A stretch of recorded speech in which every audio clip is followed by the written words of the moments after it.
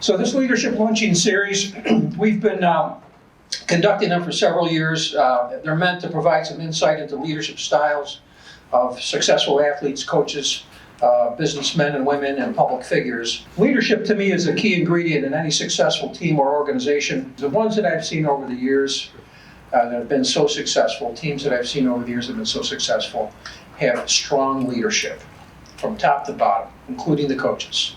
I've been waiting to have today's presenter to get in front of you for some time now.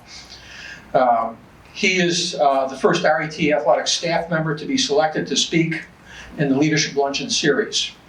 He's been our head diving coach for 17 years, coached 8 All-Americans, and annually has divers under consideration for All-American status every year. In 2018, he became the first ever diving coach to win the Richard Stedman Award as the swimming and diving coach of the year, who had the most impact on his sport at the national, or her sport at the national level. He was named Upper New York State Diving Coach of the Year 7 times, and he's currently the founder and director of Upstate New York Diving Club, which is the largest club of its kind in New York State. Many of you may know him on a different plane. This past fall, he was featured on ESPN E60 in an episode appropriately called Cliff Diving. You see, 24 years ago, Cliff underwent surgery to remove a 6-inch tumor from the base of his spine. While the procedure saved his life, it left him partially paralyzed.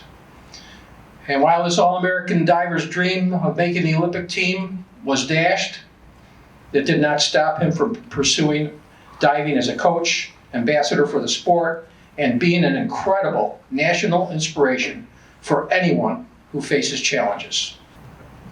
Cliff Devries.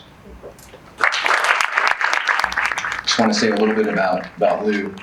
Just a little over 20 years ago, I had an interview with him over in Clark Gym, and he's like, "All right, so what are you going to do with our divers?" I said, "I'm going to make champions." He said, "Okay, you're hired."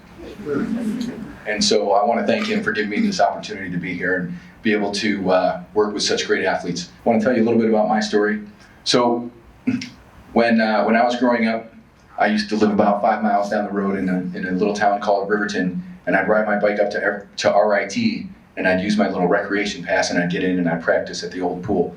The old pool is a little, I used to like to call it the McDonald's box because it was a little tiny box and it had this real bad echo chamber. But I would get in there, the lifeguards would move the lane line, and I would dive and I would dive and I would keep on diving. And I would do hundreds of dives there, and it was a great opportunity for me. And it was an opportunity for me to work on a couple different things. For me to be able to visualize the dive. This is back before iPhones were everywhere, and you had easily mounted VCRs. The camera that we had, you had to put on your shoulder and lug around, and it was about 20 pounds. And so I had to figure out what my dives looked like just by doing the dives over and over again and feeling out what they were like. And being able to have that focus and that visualization took a long time. And so here at RIT was an instrumental place for me to be able to learn the skills that I needed. Because 5 years after I graduated from high school, they found a 6-inch long tumor in my brainstem down to the center of my shoulder blades. When I first got home, my parents said, "You're gonna die. The doctors don't have a way for them to operate." Later on, when I talked to the doctor, he found another surgeon who was willing to operate on me down at NYU Medical Center. They removed the tumor, but they paralyzed me from the neck down. So during my recovery, finally the swelling in the spinal cord area went down, and I was starting to get some type of feeling and sensation, but I didn't have any feeling or sensation in my legs.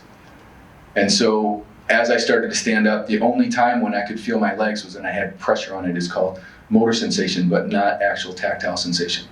And so every time I lifted my leg, I didn't know where it was, so I didn't have any proprioception. And that focus and the visualization that I learned during diving helped me visualize what my leg was going to do, even though I couldn't feel it. And so that helped me when I was standing up and my trainer said, "All right, take a step."